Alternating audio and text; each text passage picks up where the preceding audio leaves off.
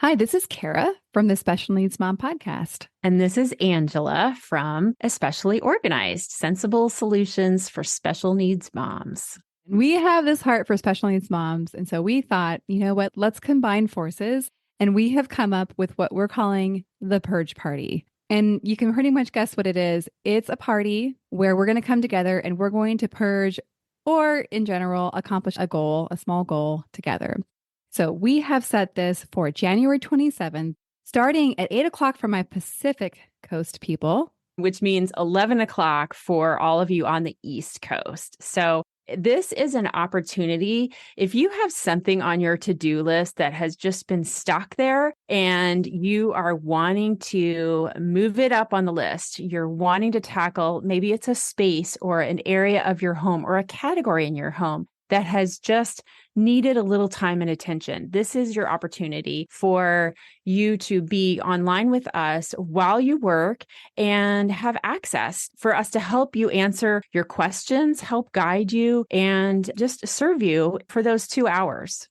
Yeah, exactly. And I think you can tell like what we've designed is just this very high level of support for that project that you just haven't been able to tackle on your own. The thing that we are envisioning is that you get to leave this purge party feeling so accomplished because you did the thing. You started the year off getting that thing done that you were stuck on last year. And so it's a momentum builder, if you will. You can go ahead and sign up. We have a link ready for you. And we are offering this for $40 for the whole experience. Absolutely. And we hope you'll join us. I think it's going to be really fun. It's going to be a great group of moms of special needs kids. So we all get each other. We all have an understanding of what it's like to have something on our to-do list, but just we haven't been able to tackle it yet. So I hope that you will join us. We're super excited to bring this to you, and we are thrilled to work with you. All right. We'll see you all there.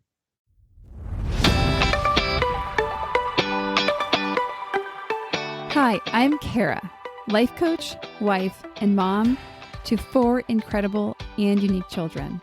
It wasn't all that long ago that my son received a diagnosis that had my world come crashing down. I lacked the ability to see past the circumstances, which felt impossible, and the dreams I once had for my life and family felt destroyed. Fast forward past many years of surviving and not at all thriving, and you'll see a mom who trusts that she can handle anything that comes her way and has access to the power and confidence that once felt so lacking. I created the Special Needs Mom podcast to create connection and community with moms who find themselves feeling trapped and with no one who really understands. My intention is to spark the flare of possibility in your own life and rekindle your ability to dream. This isn't a podcast about your special needs child. This is a podcast about you. If you are a mom who feels anxious, alone, or stuck, then you are in the right place. Welcome. Hello and welcome to the Special Needs Mom podcast. Today our episode is a really good interview with Rach Wilson. What was really fun about this interview is she was literally across the entire world, the globe, from me, recording on a Saturday when I was still on Friday. She is from, yes, you guessed it, down under. She's from Australia. And I think, all of us Americans just really appreciate listening to Australians. I don't know why this is, but we all love it. Anyhow, I'll tell you a little bit more about Rachel in a second. But before I do, I want to tell you about some really fun things we have coming up. I've been working hard. Yeah, I really thankful that this year our life has been a little bit more stable. Well, that's a lie. It's been a lot bit more stable compared to last year. And yet, because of the lives we have as mothers of children with disabilities and complex medical situations, it's really not ever all that stable. However, I have had the time and space to be able to really invest into looking ahead. And one of the things that I've looked ahead on is this holiday season. And holy moly, I feel like, do you feel this way? Do you feel like it's a little bit more intense how quickly the stress turned on and the experience of, the not so great feelings that we have actually associated to holidays, which I thought was so interesting when I pulled y'all on Instagram that there were actually, I think, no words that came to mind that were positive in association with how you felt about the holiday season coming? Anyhow, more on that later. But I want to let you know about some things coming up. So I have what I'm calling for now workshop week, which is going to be the week of Thanksgiving. And it's going to be an episode every day. How fun is that? So Mondays will be a little bit longer and the other episodes are going to be short and sweet because I know you'll likely have your hands full. But I wanted to give you a little bit of something every day to consider, to contemplate, and to actually have impact your life. So that's kind of what I'm looking ahead on. And then workshop week is kind of a build up into what I'm calling the unchallenge. It's, common for like workout people to be like, let's do boot camp, let's do challenge. And like, let's make our lives harder. And I'm thinking that's not what we need over here at the Special Needs Mom podcast. So the unchallenge is going to be 5 weeks where we as a community are being very intentional about creating what we want and need during this holiday season. Actually creating some magic for ourselves and not just fantasizing about magic out there somewhere else besides our own home. And so we're going to be working as a community in that. It's going to be a lot of fun. And it's called the Unchallenge because I'm very intentionally designing it to not add more to your plate. This is just not the time to do that. And so, yes, you will have to check in with the community and you might have to read an email or two, but I'm designing it to be, like I said, the Unchallenge. So that's going to be starting the Monday after Thanksgiving. I don't yet have a sign up link for that, but I will be creating it and I will announce it here when I do.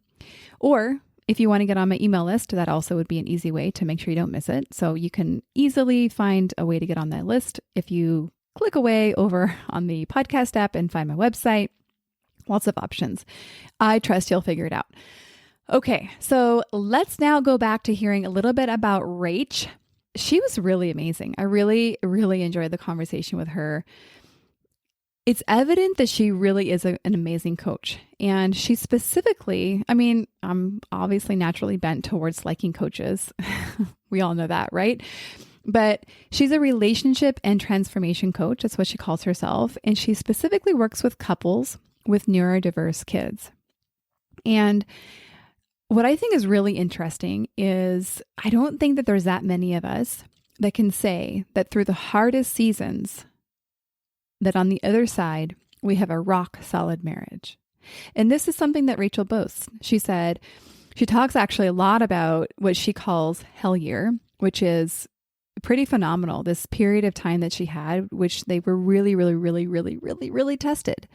And she can say that her relationship is rock solid after that. And I think it's really wonderful to see somebody modeling the possibility of both having a really hard life, but also a really good marriage. Okay, so this is why I want you to really hear Rach and hear her story and have it help you expose areas where you feel like you might have stopped or you might be stuck, and definitely consider what is available for you as you connect to her story. So one of the things I think is important to mention is like through this journey, she had to, like it was literally her survival to get better at taking care of herself and figuring out how to work with herself and her children's needs. And one thing I really love about the way that she shares her story is she shares it all. She does not hold back the parts that are a little bit jaw-dropping. And the things that she has thought as a mother, I think you'll just really appreciate the authenticity and the transparency that she has that I think a lot of us really relate to. So without further ado, let's welcome Rach to the show. Rach, welcome to the Special Needs Mom podcast. Thank you very much for having me. Well, let's get a little picture, a little behind the scenes, if you will, of your life. Give us the story over there. Well, I live in Brisbane in Australia, which is beautiful and warm. I am married to my soulmate. He's my second husband, but we've been together nearly 22 years. We have all up 4 children. My eldest daughter is 24 and she's from my first husband. And then we have our 3. Our eldest is just turned 18. And then we went back in our 40s to have just one more and had our son, who's now 5.5. But apparently Pulling out doesn't work, and it only takes once, and we ended up with another daughter. So we have 4 in total. Pulling. I mean, didn't we learn that when we were like 18? I know. I'm now the poster child for my other children. Oh, that's hilarious. Let's see. So out of the 4 of them, 3 of them are neurodiverse. My 18-year-old, she's ADHD, more inattentive, and has a learning difficulty in that way. My son has come through with an intellectual disability. He is also autistic, completely nonverbal. He has low muscle tone. He also has IBS, which led to a lot of problems, digestive problems for him. And he also has sensory issues, on the side. And then our daughter, our youngest daughter, is also autistic. She's ASD 2-3. She is also, I'm going to say pre-verbal at this stage because we're starting to get words. She's 3.5, but she has speech apraxia, so she struggles with articulation.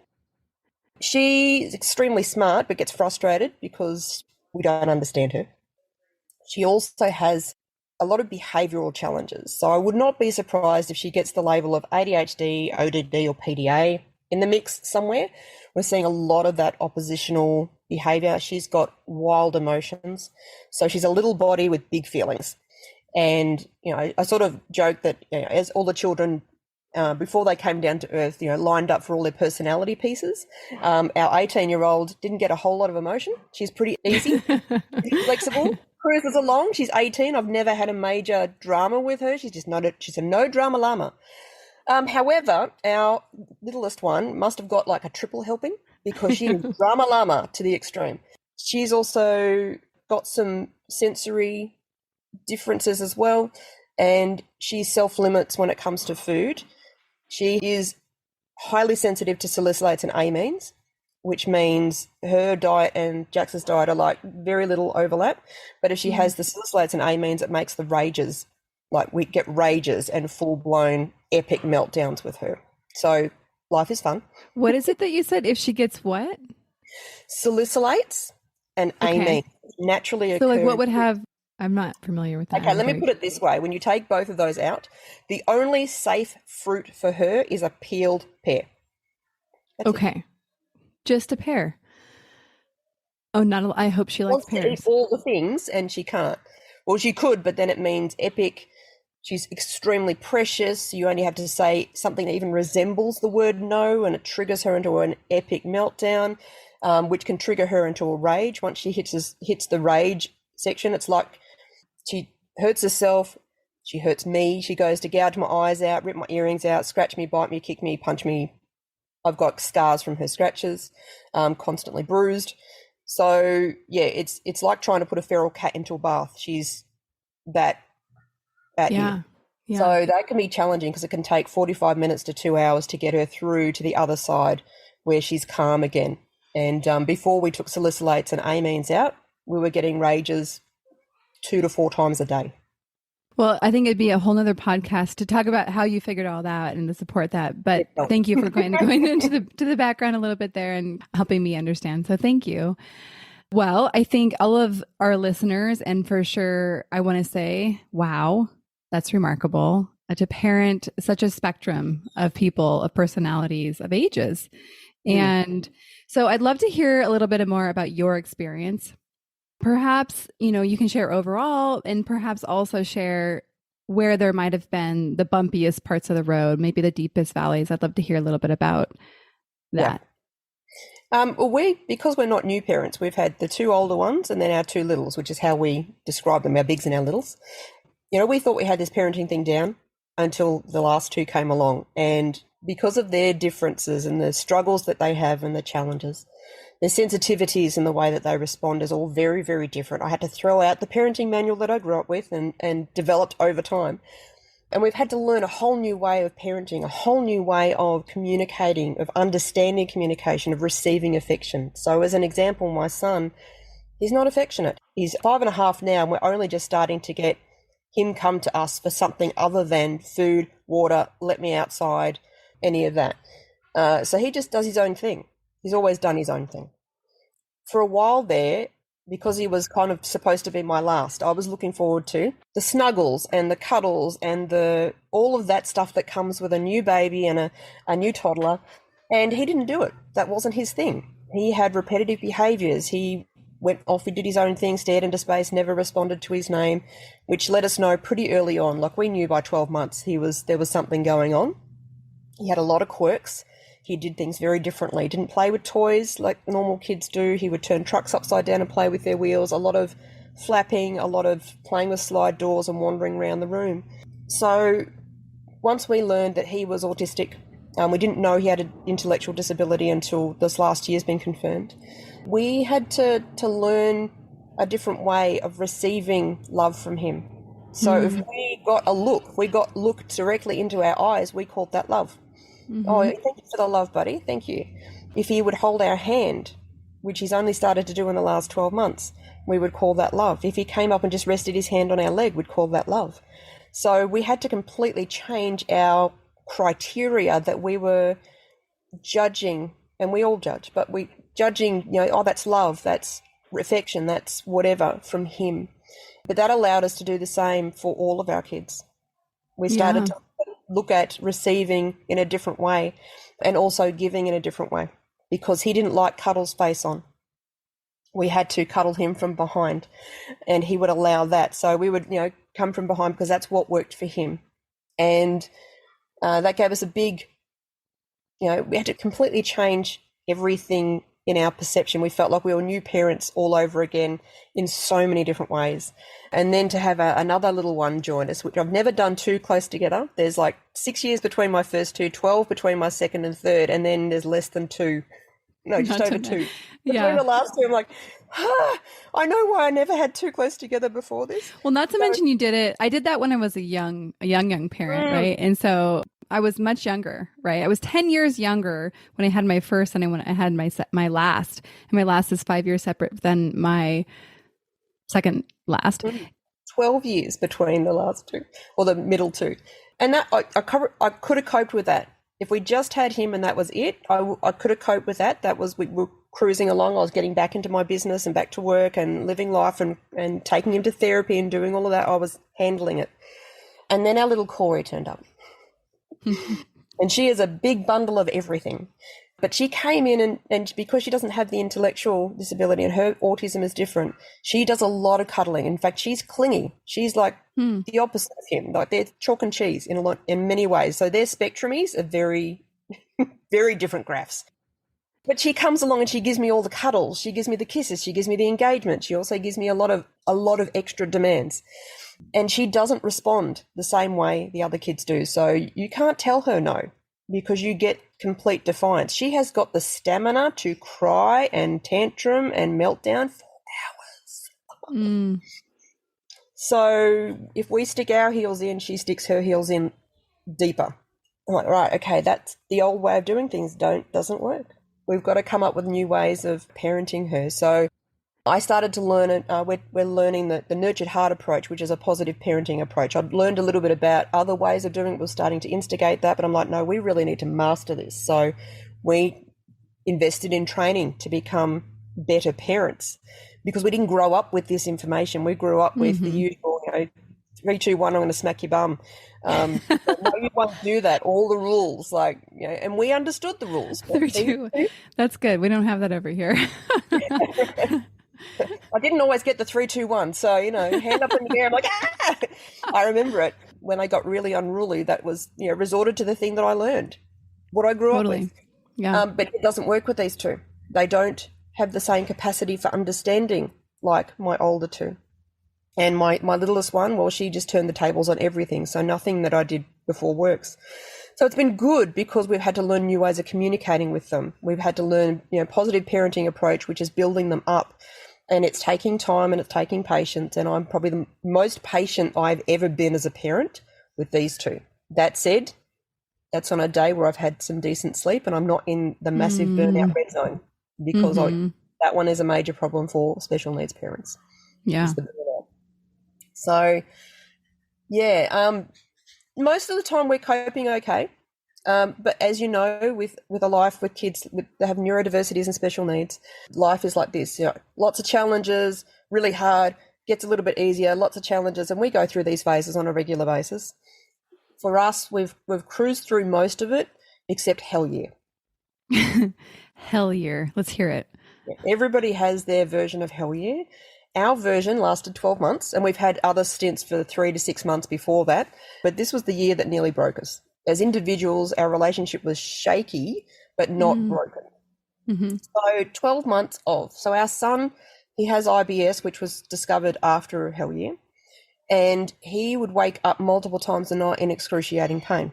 Now, as you know, with kids who are in excruciating pain who can't communicate, they tend to bang their heads and bite their arms and chew their fingers and whatever they can to express that they're in pain. And he would do that. He would wake up, he would start screaming, and what we started doing was putting him in the car, because the car is a beautiful sensory environment for him. It calms him. So we could see then when the pain would stop and know that, okay, that's how long the pain lasted. And it would last between 10 minutes and an hour. He would scream in excruciating pain. And we would drive and we would take it in shifts. So hubby would normally do the first shift. And the rule was when the second coffee gives out, you have to tap the other person in. So for the bulk of 12 months, we weren't sleeping at the same time. We weren't sleeping in the same bed. We were literally ships in the night. On severe, and there's probably a better word for severe, extreme. There's got to be something beyond that, but I can't think of it. Yeah, beyond that, sleep deprivation. Like at the same time, so he was having those. We were up multiple times a night, living on coffee through the night. McDonald's did a killing on us because we were literally driving, doing the drive-through. We didn't have time from the time we woke up to sit there and make a coffee while he banged his head on it. We got to the car as fast as we could, but he would bang his head on the door. As you were trying to open the door, he would bang his head on the car while you're trying to open the car, and you just had to watch out for his head because he would, throw himself forward and back. So we would do that, and then often I would do the last shift, and what I would do, because I'd be too caffeinated to go back to bed, there was not much point. I would drive to the beach because we lived in a coastal area, and I would park at the beach if he was asleep and watch the sunrise, and then I would drive home at about the same time that everybody else in the house woke up. And then I would grab my baby, and then then we'd get into the day. We would get into, changing butts, making bottles, making food. And it was literally one thing after the other.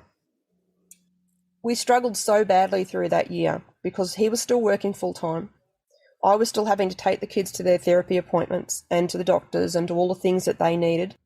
We were living on only a few hours sleep each night, lots of coffee. And I've never been a coffee drinker. I hate coffee. I don't like the taste of it. But it became a necessity to literally stay alive while on the road. We did 100,000 kilometres going nowhere in that year. I wish I knew the conversion to miles, but it sounds like a lot. So there's 1.6 kilometres per mile, so probably about 60,000 kilometres. Okay, yes. Ish. Sorry, 60,000 miles. It's a lot. At the same time, that was when our daughter was having her worst rages, where we were literally, I'd be getting her through a rage during the day. So for that 12 months before we found solutions for both of them, I'd be under her, getting her through a rage for half hour, 40 minutes to 2 hours, 2 to 4 times a day. And then if I wasn't doing that, I was driving him in the car. I had no room in my life for anything other than the kids. We went into such a deep level of survival. My body was struggling massively. Burnout. Ridiculous levels of burnout, both of us at crisis level burnout.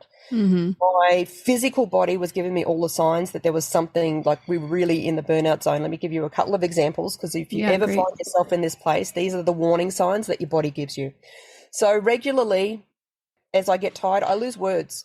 So I can't describe, I can describe what the word is, but I can't tell you the word. The word does not enter into my mind. There is a term for that. It's called nominal aphasia, which they normally connect to people who have strokes. So as an example, my kids love to remind me of some of the things that I came up with when I was trying to find the word. I couldn't find the word spoon. So I'm like, food shovel. Food shovel, which when you say the word spoon, it's much different not being able to say the word spoon than it is coming up with, a creative vocabulary word that you're trying to describe something with, right? So that's a great example, or a helpful example, I should say. So basically what happens is, as you get more exhausted, the body goes into a space where it starts to try and conserve energy. So it starts to shut down parts of what's going on. And these are the things that happen with the brain, the signs. So once you start losing words, the next stage is you start losing sentences. It's like the full sentence just does not appear in your mind to come out your mouth. Beyond that, you lose all words. No words come into your mind to come out your mouth. Beyond that, you lose the ability to understand what people are saying to you. So there were many times, particularly it was around about the 6-month mark, we'd been doing this for 6 months, thinking that any moment now we were going to get a solution with the next pediatrician appointment. Someone was going, his gut would suddenly heal because we're doing a lot of gut healing. We'd changed his diet. Surely it's just a matter of time. But once this stuff started happening, and I started multiple evenings, like 4 or 5 o'clock in the afternoon, I'd be standing in the kitchen in one of those phases where I couldn't think, I couldn't speak, I couldn't understand, tears streaming down my face. And my husband would just be like, right, you to bed, literally told me to go to bed. He would organise the teenager to take care of the baby so that she would take care of her and take her to bed with her and stay with her. So I could get maybe, if I was lucky, 6 hours sleep before I'd be on shift. And it'd be broken sleep because I don't sleep well when there's noise in the house, and there's constantly noise in the house. And I was also in a dark place. I was having what they call dissociative episodes. So as I was driving, I would see in my mind me grabbing the steering wheel and driving into oncoming traffic off a bridge into a tree. I would see it in my mind, and it started to scare me because I'm like, well, how long until my body just does it? So at that point, I went and saw a integrative doctor who does medical as well as naturopathy and natural stuff. Yeah. And they did all the blood tests to see where my body was at. And they said, it's not just burnout, you're in like depletion. Like you really need a lot of, so they literally loaded me up with a bunch of supplements. And that was more so to keep me going and inch my way back to some kind of health, knowing full well there's no way I was going to get to full health until I literally could sleep. To get out of that burnout, to that level of burnout that I was in, I would need at least 12 months to 2 years of complete rest, no children, all self-care, all rest, all of that in order to recover from the level that I'd gotten to. I was close to ending up in hospital. So I share these signs because don't let yourself get that far. Seek help, get support, get supplements. Like there's so many things you can do that you don't know that you can do until you reach out for help. So don't get there. We were also having my mental health was struggling. Now I'm a coach. I've got tools. I've got so many things that I can do. But when I was in the thick of it, I didn't even want to reach for them. I didn't have the energy to think about any of it. I was literally in survival. Now what happens in survival is you stop thinking about anything outside of what's right in front of you, including your partner and the people in the house. You stop being aware of them and going, oh, I wonder what he's doing. Is he feeling okay? I wonder how he's going today. Is he struggling? You stop doing all of that.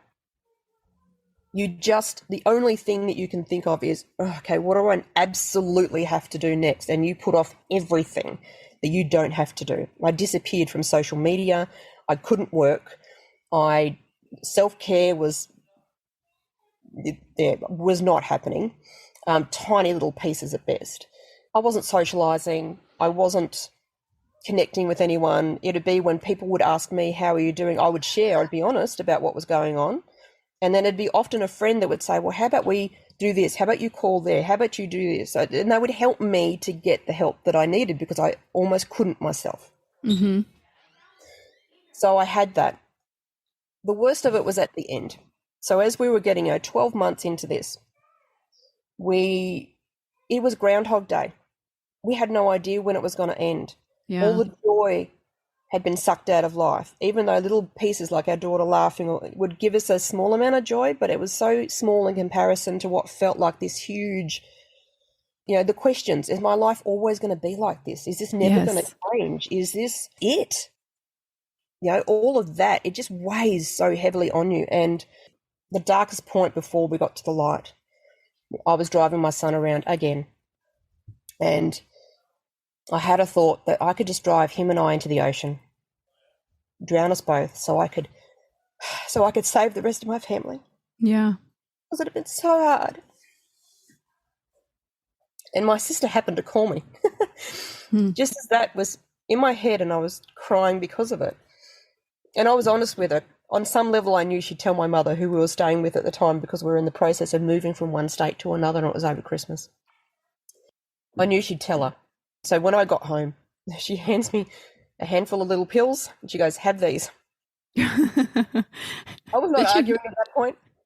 Yeah, no idea. Okay, I love it. I turned out to be antidepressants that she had.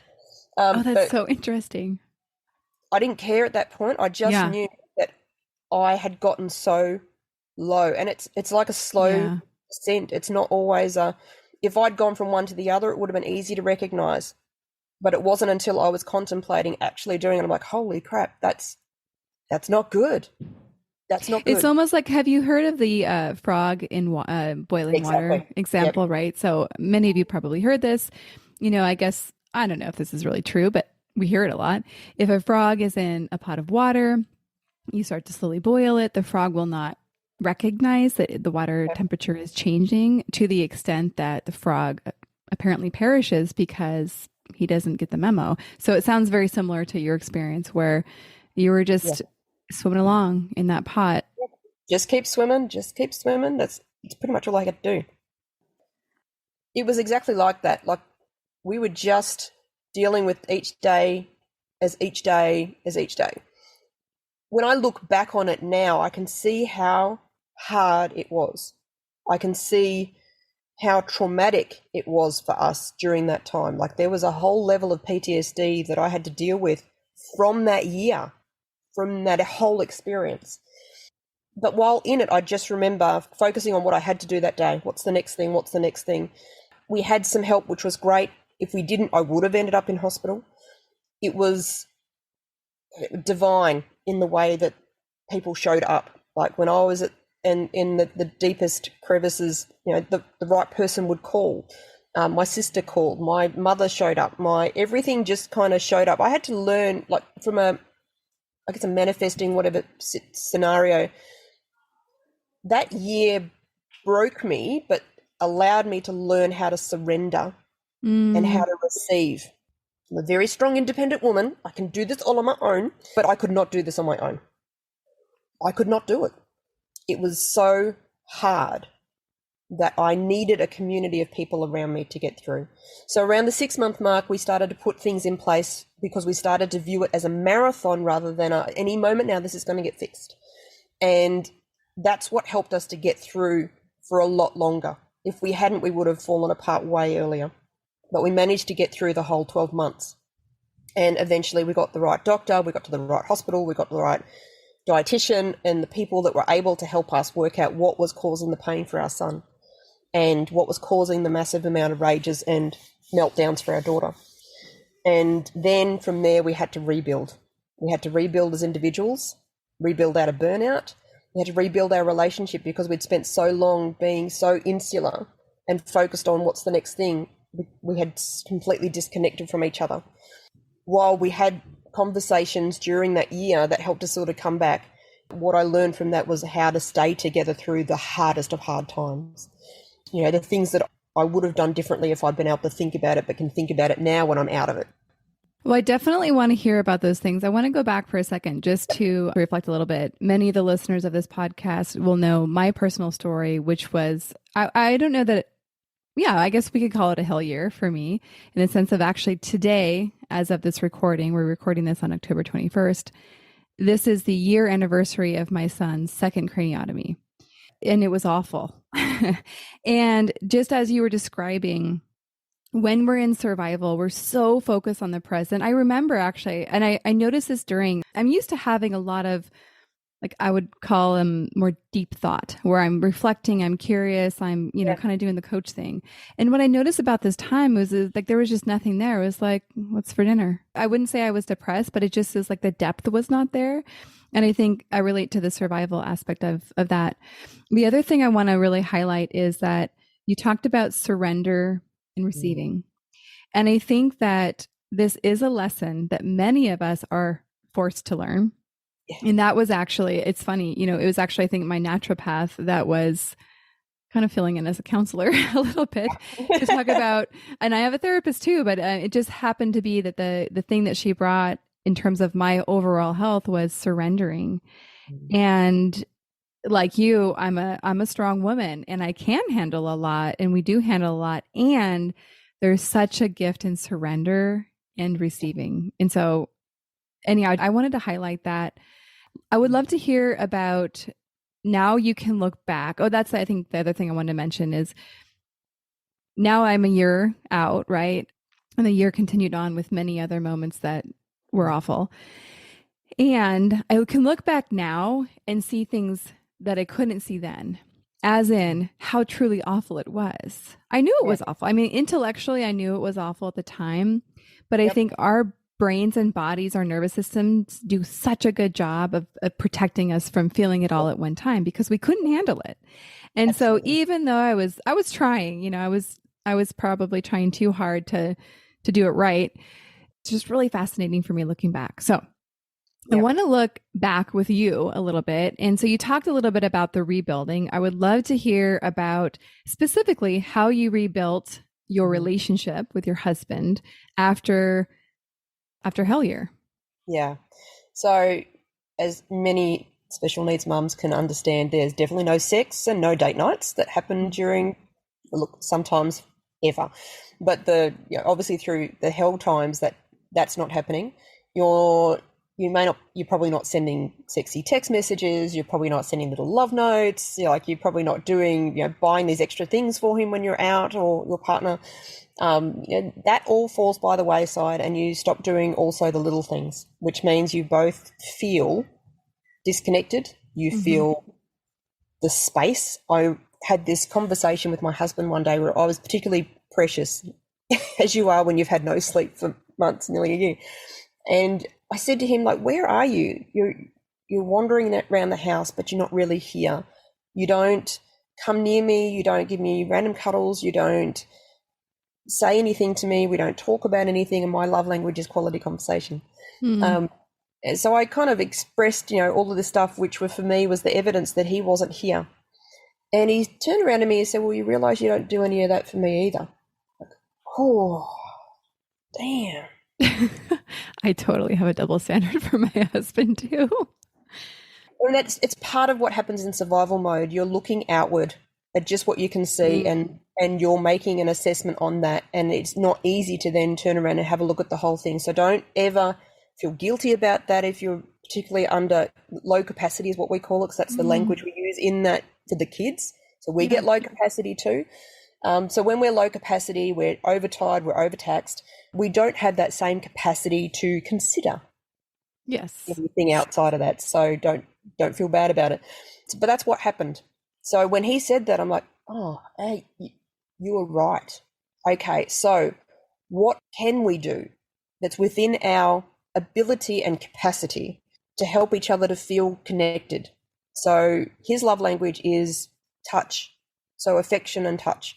So he said, look, I'm not going to ask you to have sex with me, but if you could just come and touch me, give me a cuddle, just, full body hugs, or just come up behind me and hug me, just, a couple of times during the day, hand on the shoulder, anything. He said, just anything would help me. I said, okay, I can do that, and I'll do my best. And I said, if you ever need it and I'm not giving it to you, please ask. So I gave him permission to remind me, hey, I could use a cuddle. Okay, cool, I can do that.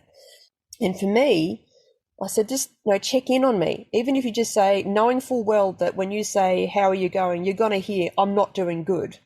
It's okay for me to say that. I need my best friend so that I can kind of offload. I know that you're in this with me too, but sometimes I just need to verbalize it so that it's not in me and I can feel better. Can you do that? He said, yeah, I can do that. When he knows it's not about him. He doesn't have to fix anything. When you're in survival, you're disconnected, and it can look like the other person is upset, mad, whatever. Not the case necessarily, but his thing is he avoids conflict. So he would avoid asking me how I was in case I was going to say, well, you've done this, done that, whatever.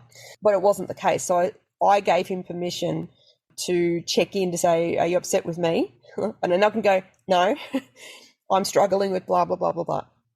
And he said, okay, well, I'll do that. So we committed to sort of a daily, me giving him some affection and him just checking in with me, just asking me how I'm going, which gave us enough.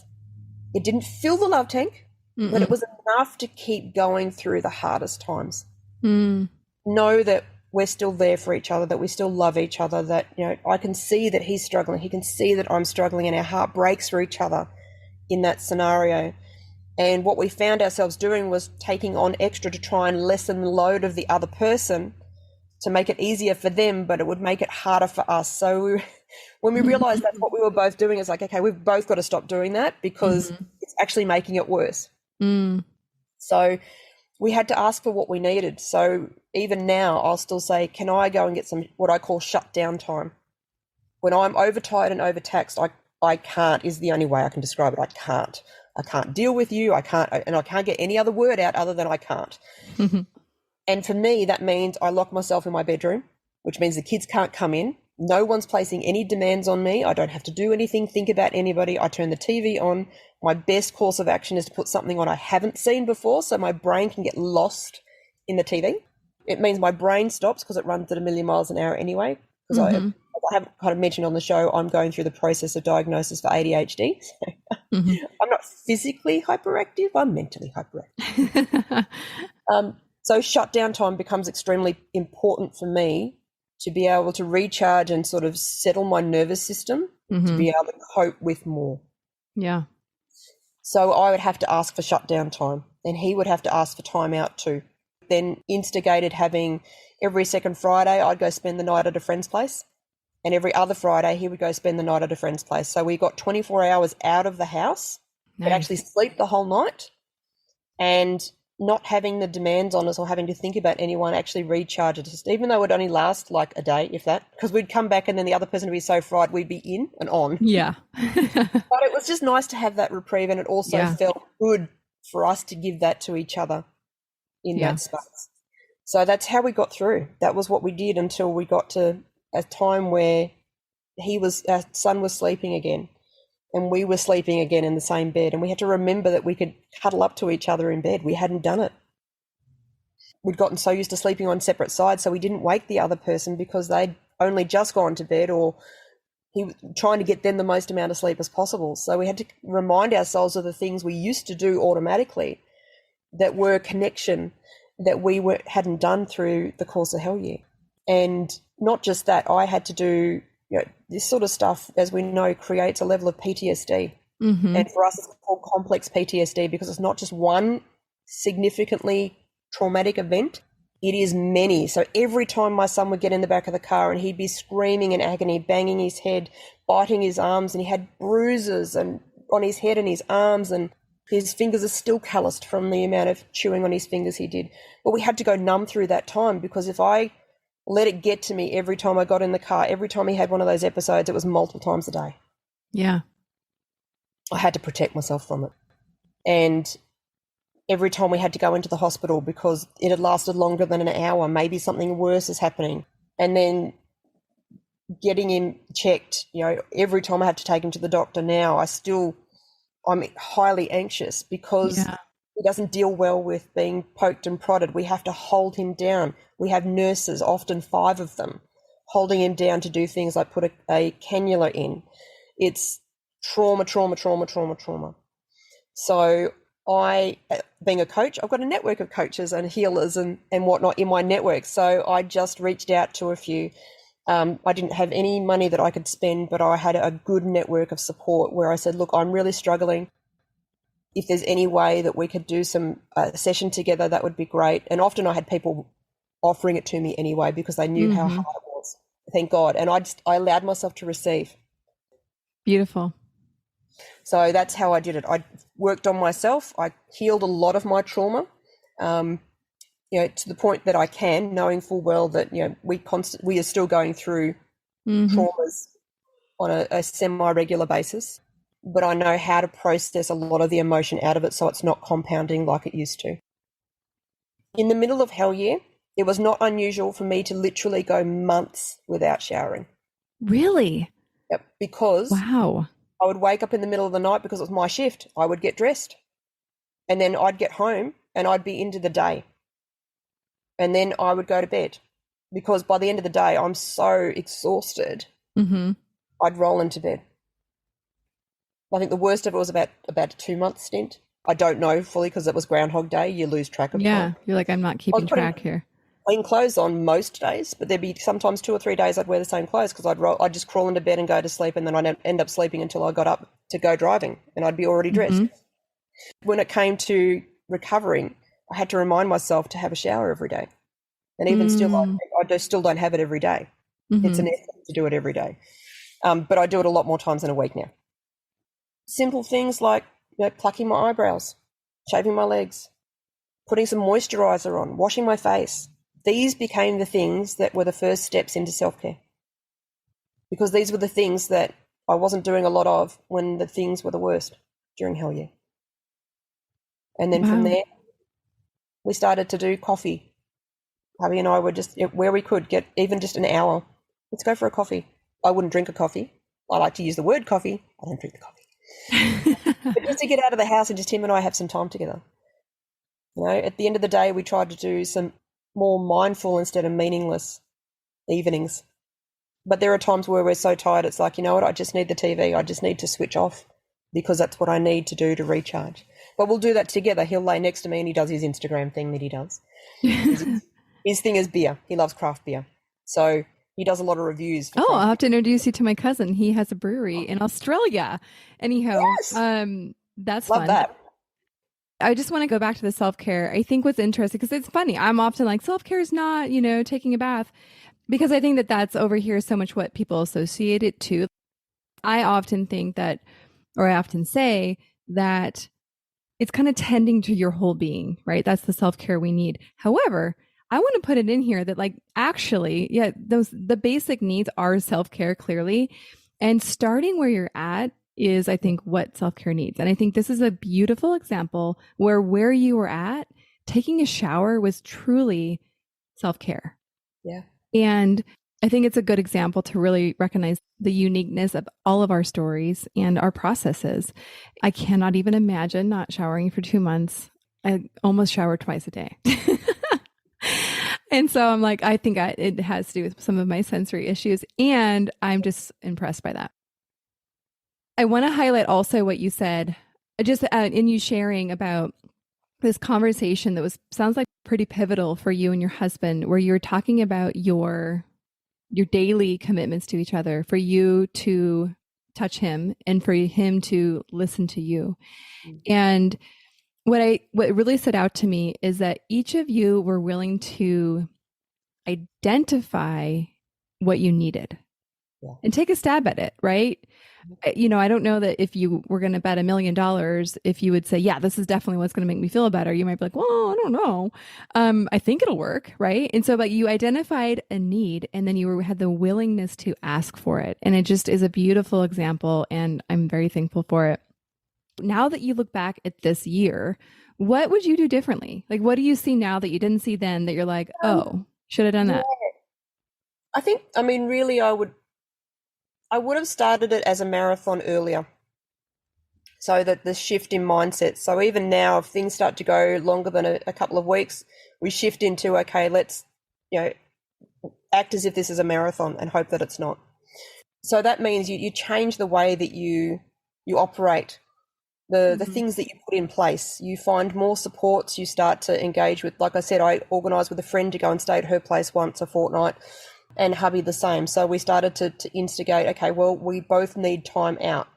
And if we had done that earlier, we may not have got as frazzled as we did at that 6-month mark. Knowing that all the supplements, like my body was struggling under the severe, extreme physical stress, mental stress, emotional stress. And it's in those times that we burn through a lot of our nutrients. So magnesium is massive. We burn through that anytime we're stressed. I need to take magnesium daily, and I'm not in hell year, but I have to take it daily. Our son also needs to take it because it means that he sleeps. If he doesn't have it, he doesn't sleep, or he wakes up in the middle of the night and he's awake for 3 to 5 hours making happy screeches around the house, which is great, but I don't sleep. So some of those things I would have instigated earlier and become a part of our protocol for survival. And I think that's something that's worth, every special needs parent and couple needs to have a survival protocol or a survival plan. How can we pull back on anything that's going to take our energy and time? How can we, if it's a nighttime thing, how are we going to split it up so we're both sort of, it's not even's not the right word, because my husband can deal with a lot more physical stress than I can, but I can handle a lot more of the mental and emotional stuff than he can. So how are we going to harmonize? How are we going to work as a team? How are we going to be flexible is the best way to approach it. And knowing full well that, it's going to be tough no matter what you do, but you can make it easier if you've got a plan already of those times where survival kicks in. How do we manage it? And then the second part to that is having how do we get back to thriving plan? Because once you're in survival, it cements in a pattern of behavior and thinking and even perspective, because you're so short-sighted in that moment for that time. And you may not be thinking about the future. I stopped thinking about the future. I had no goals. I had nothing to look forward to because my reality was so big at the time. So getting back to, okay, now that we've got this solved, or at least we've got a lull, there's space in between the next storms. Now's a good time to think about, what do I want for me? What can I use to fill my cup? Do I want to get creative? Do I want to go back and do dancing? Whatever it is that's going to feel good, bring those back in as quickly as you can, and getting the rest that you need. So that's part of the survival plan, is how can we everybody needs rest. Everybody needs extra rest. Wherever you can get it, however you can create the time for it, that becomes the number one priority. Even overdoing massive workouts at the gym, because that is also physical stress that takes energy. So you pull back on your physical exertion. So you go walking instead of doing a 10-mile run. Little things like that become your survival plan. And then getting back to thriving, it's remembering, almost writing down, at the best your relationship ever was, what were the things you were doing for and with each other? And often we think back to when we first got together, because I guarantee you talked all the time, you were affectionate, you had sex, you showered each other with gifts and surprises. These are all the things that you did in the beginning, which for many couples was when they were thriving the best. Doesn't have to be that way. But you can write those down as a part of your getting back to thriving plan. As okay, well, that's what thriving really looks like. But what little things can we do that are parts of that? So you may not shower them with gifts and surprises, but you might give them a little thank you note. Not hard to do, but it's something you just got to be consciously thinking of. Okay, well, how can I bring that in? Get back to your exercise, get back to your hobbies and your crafts, or whatever you do that's just for you. And when you know what thriving looks like as an individual and as a couple, then you can create a plan to get back to there. I love that. I think having the survival protocol is brilliant, a brilliant idea. We have a plan. It gives our brain a little bit of certainty, and our brains love certainty. And so I love that suggestion. That's brilliant. And also back to thriving plan, right? Because I think it's almost like I'm picturing this arc, right? That, you go up into survival and then you go back down. And it's like you have a plan for both. And I love that you have that second piece, that plan to start thriving again. Yeah. Because there's so many couples that go through their hell year or their hell time or Death Valley, whatever you call it. Everybody's got a cute little name for it. But they get stuck in that. Yeah. And then that just continues to chip away at the relationship. And the one thing I'm so passionate about is, I know for me, if I had to go through hell year and be having my relationship be destructive and even more stressful, it was stressful, but even more stressful than it was, that would have broken me massively. And to be then facing maybe doing it on my own. I know there are a lot of special needs parents out there, and hats off to you who are doing it alone. But it is so much easier if you've got the support of another person who's in that boat with you. So for me, I used to be a relationship coach many years ago. And then when I literally took nearly 4 years off because of all of this. And when I sat down with God and just went, right, well, what do you want me to do? Where am I going next? Because I did business coaching and manifesting and mindset transformation and all of that in between. And relationships was the first thing that came through. I'm like, oh yeah, I could see myself getting back to working with couples, and even one person out of the couple. Because when you work with one person, it changes the dynamic. Yes. You cannot not change the dynamic in the relationship. And initially I'm like, oh yeah, I should work with couples that have got neurodiverse or special needs children. But first thing that came through was, oh, that feels too hard, because I hadn't finished doing my healing work. Yep. Had to heal a lot more of my own PTSD. And then it got I want to pause and say that's exactly the journey that I had, where I had the idea, the calling, and I was like, no, never mind. No. Sorry, God, we're going to talk later, but no.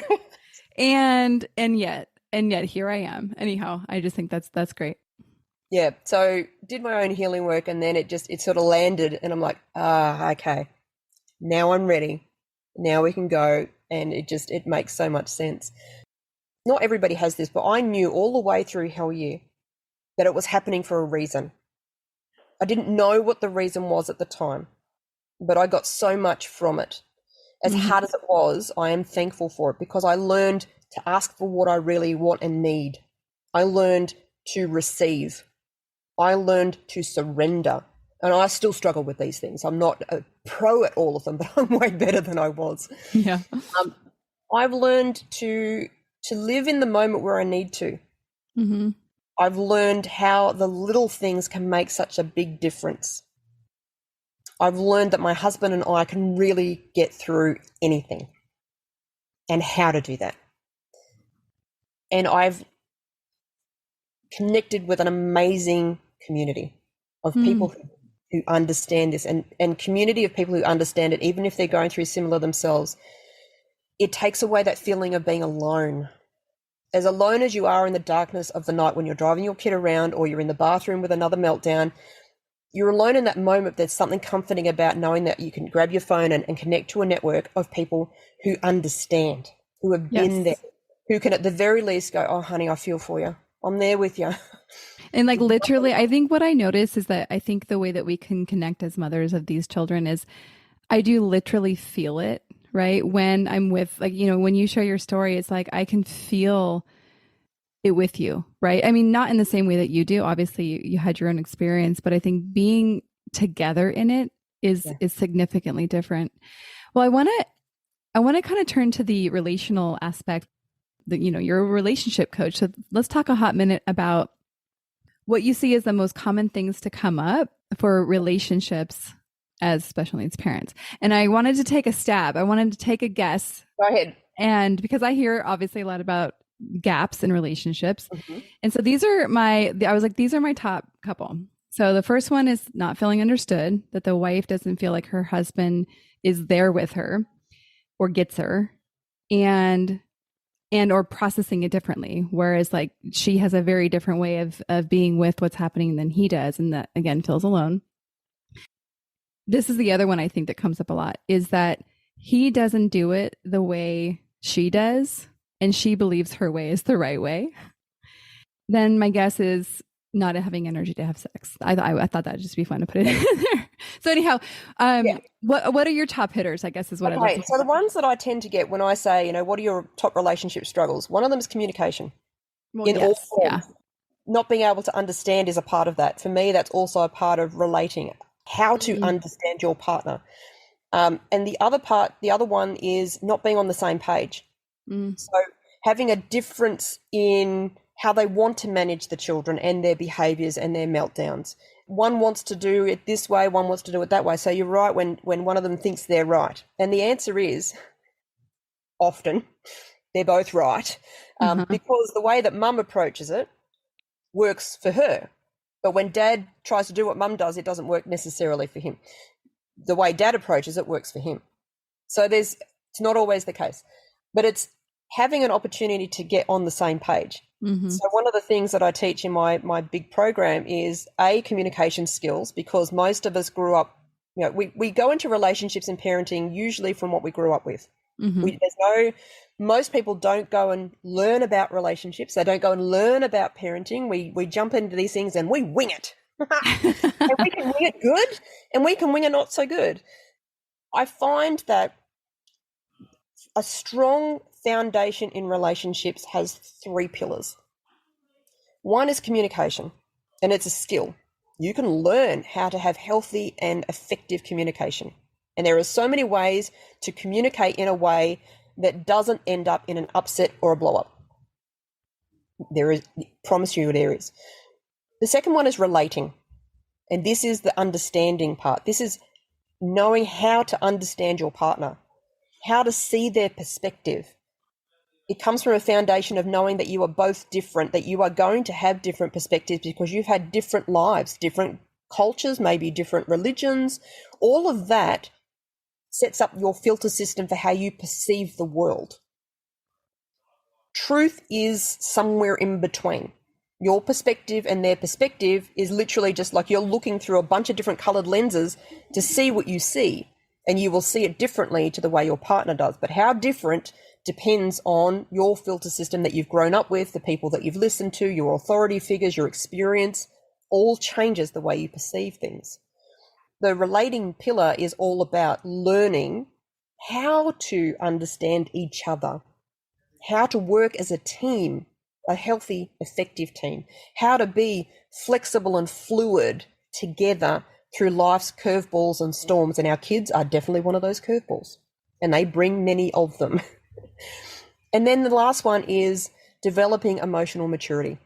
This is where we deal with our baggage. And I guarantee you, every person has baggage. You have destructive and unhealthy patterns of behavior, patterns of thinking, patterns of the way that you interact with each other. And I know this because, think about this. When you are upset, when you are frustrated, when you have a something with your partner, how often do you turn into an immature child?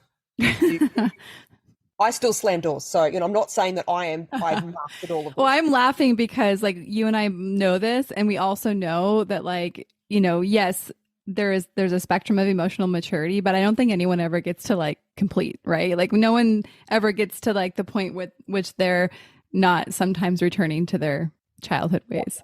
Yep, absolutely. So, the tit for tat, the overly defensive, the overly emotional, having to fix it, withdrawing. I mean, these are all immature conflict behaviors. And it's just because there are parts of us that we have not healed.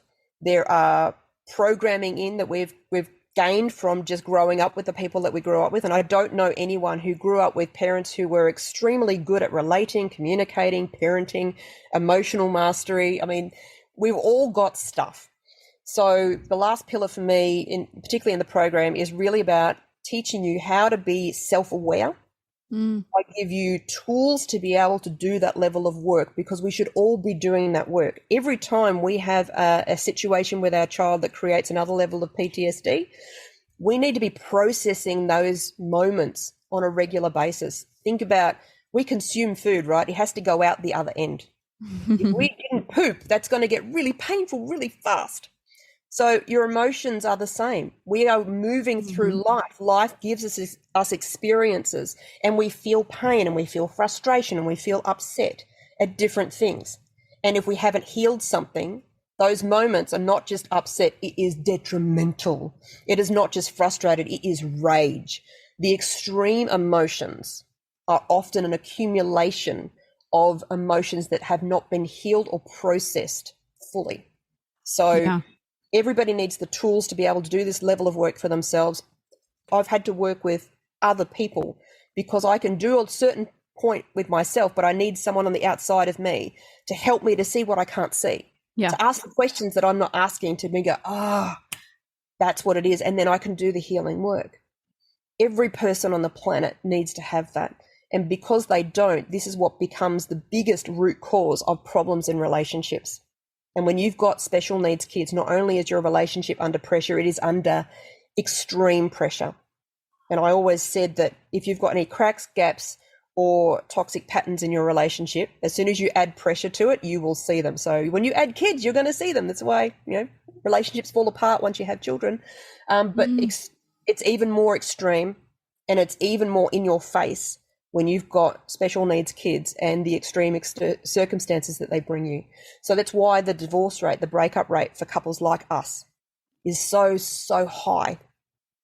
And that's why my passion is really to significantly reduce that, because we need to have a healthy relationship. We need to have a rock that we can lean on through the hardest times in our partner. Yeah. And that means that if we're happy, then we've got less stuff that's in the environment, in the family environment, for the kids to be reactive to. So it has a flow-on effect. And that's It's just so important. Yeah, what I think is interesting often is I see mothers putting everything into helping their child, yet not realizing that her way of being, the gap in all these things that you just pointed out, is actually the most influential thing over her child. It's Right. so And big. so it's like if you want to help your child, help yourself. Yeah, It's help the you. whole thing, oxygen on your own face, Mark, Yeah. like that place first. But a lot of women in particular, we're so focused from the time that they're born. We give everything. We are now, they need us. But the problem that I find, even with kids that don't have disabilities, is that continuation of continuing to fill all their needs and take care of them at that level goes on way too long. There are definitely times our kids don't need us in that moment. And those are the times we need to prioritize us more, so much more, because if we've got capacity, and I know this for myself, if I've got capacity, then I can have that patience to last through that meltdown and that rage so much better than if I am already low capacity and I am frustrated because she's even made a sound, let alone get through another 2 hours of meltdown. Yeah, that's why when I look back at your Hell Week, I'm just thinking, wow, like, because knowing that you would have had tremendously low capacity to survive that, it is really remarkable. Rach, I've really enjoyed hearing you. I can tell that you're an absolutely phenomenal coach.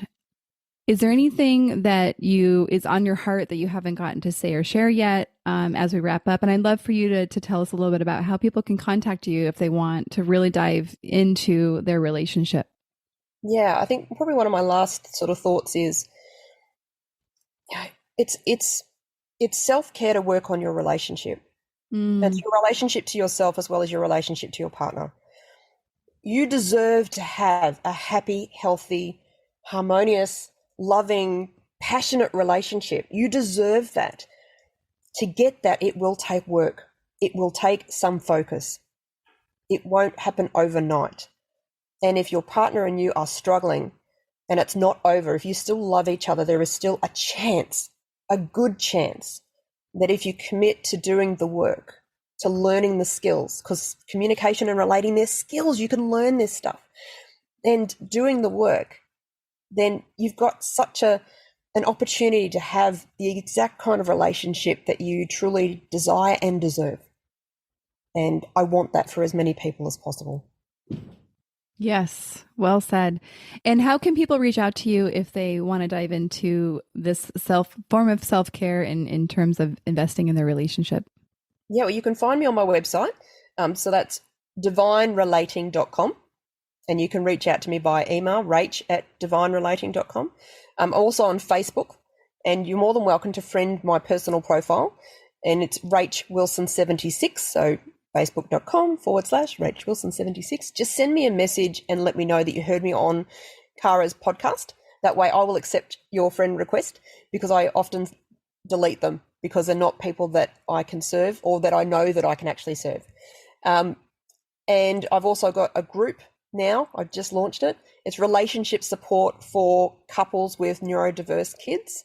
You can either search for that, or if you find me, you'll see it on my profile. It's right there. You can click straight into it and go straight into the group. And I put a lot of content in there. I'm doing lives. I'm doing little mini courses. I've got a virtual workshop coming up that I'm letting all my people in my group attend for free. So there's a lot of things coming up in the future. And yeah, you can reach out to me through those channels. Okay, lots of options. I like that. And all of your information will be in the show notes for anybody that wants to just hop over there. The links will be there if you're driving and can't write anything down now. Well, Rach, I just, again, want to say thank you so much for being here, for investing firstly in yourself to get to where you are today, but then in investing your time in this conversation to share what you've learned with our community. Thank you. Well, thank you so much for having me. I really enjoyed it. Thank you. One more thing before we officially wrap up this show. Sometimes when I'm listening to podcasts, I have the experience of wanting more. I'm listening at the very end thinking, I sure wish that episode didn't end. I invite you, if you feel in any way the same way, I invite you to the Special Needs Mom podcast community, which is a free group that I host on Facebook, where we as a community of fellow moms who listen to this podcast and are experiencing life in similar shoes, get to talk to one another, get to share stories, get to actually interact. I hope you'll consider joining. See you over there.